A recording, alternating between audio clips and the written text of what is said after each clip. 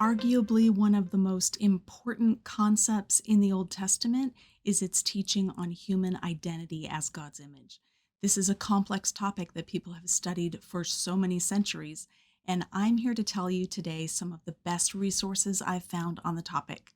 I'm Dr. Carmen Imes, Associate Professor of Old Testament at Talbot School of Theology at Biola University. And this is another episode in my series on book recommendations, top 2 books. Usually I give recommendations, 2 book recommendations on each shelf for entry level, intermediate, and doctoral or advanced level study of the Bible. Today I'm going to do them in reverse order. We're going to start at the top of the chain. And I have a reason for doing it that way. Because for many years, evangelicals have been churning out really good stuff on the image of God. And the problem is that those books have been very technical, and it's taken a while for that knowledge and that study to trickle down to those who don't have doctoral degrees, can't read Hebrew. So I'm going to begin with some of the books that I have found most helpful on that top shelf, and then we'll trickle down to the bottom. The first is this dissertation. It's a Harvard dissertation by Catherine McDowell, The Image of God in the Garden of Eden. Kathy did her dissertation on this topic of the image of God. Most people focus on the image of God in chapter 1. Kathy tries to demonstrate that the image of God is also a key theme of chapter 2. And she's pointing to the fact that the Hebrew word tselem is not something intangible, it's concrete. An image is actually an idol. So she compares the creation story of Genesis chapter 2 with the idol inauguration or dedication texts of ancient Egypt and Mesopotamia and shows their similarities. It's really fascinating work, high level stuff. You can see I've flagged lots of things, and it was foundational for my own understanding of the image of God. So that's on the top shelf. Also on the top shelf is this book by John Kilner. He's a theologian. The book is called Dignity and Destiny, Humanity in the Image of God. So he is the first person that I heard speak on the topic of the image of God at a conference back in 2009, I think. And he gave a really stimulating lecture in which he noticed that although lots of people, theologians, pastors, biblical scholars, have been saying for years that the image of God was lost or diminished or destroyed at the fall, that actually isn't true, that the Bible never says the image was lost. So he makes a strong case that the image was not lost, it was not damaged, and it was not destroyed. And he shows the ethical implication of that recognition. This also was foundational in my own understanding of what does it mean to be God's image. I put it on the top shelf because of how long it is. Anyone who's in seminary or graduate school would be able to understand it just fine. He's a good writer. It's not super technical, but it is long, so it's a deeper dive into the subject.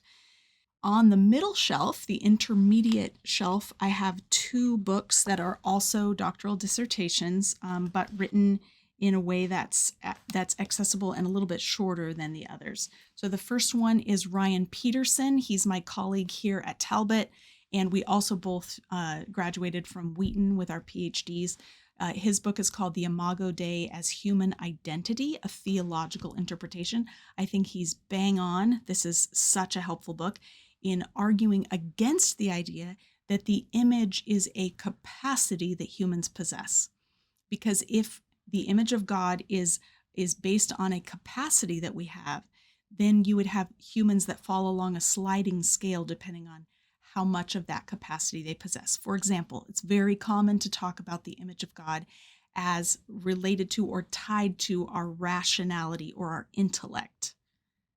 But it only takes a moment to think about how humans are not all the same level of smart. And we aren't even over the span of our lifespan. So we start off as babies knowing hardly anything. And many of us will experience dementia toward the end of our lifetime and begin to forget things we used to know. So if we attach the Imago Dei, or the image of God, to our capacity, then we end up with a varying levels or degrees of the image of God. And Ryan Peterson argues the image of God is not degreed, it's our core human identity. It's fixed, it cannot be lost or destroyed. So his work goes hand in hand with John Kilner's work. His is much shorter. Very, very helpful. The other book on the middle shelf is Richard Middleton's book, The Liberating Image, the Imago Dei in Genesis 1. This was also the fruit of his doctoral work, although he wrote it less like a dissertation and more like a book. He talks about how human vocation as God's image, so as Ryan Peterson said, the image of God is our identity, but it has implications for what we do. And Middleton teases those out in a way that I think is really helpful, talking about how we are tasked with maintaining human flourishing, contributing to creation so that others may flourish. So not a domineering kind of ruling over creation, but a gracious rule. And he does lots of comparative work with other ancient Near Eastern texts to tease out what does it mean to be the image of God. This one is very good. Now, about 5 years ago now, I realized that we had all these great books for the top and middle shelf, but I didn't see people expressing the concepts of the image of God in a way that was accessible to lay people, to people who are maybe eager to learn what the scriptures say, but they're not in seminary, don't read Hebrew. And so I decided to write a book myself on this topic. So maybe it's a little weird to recommend my own book, but here we go. This is the book that I wrote trying to take the scholarship of these other books and make it more accessible.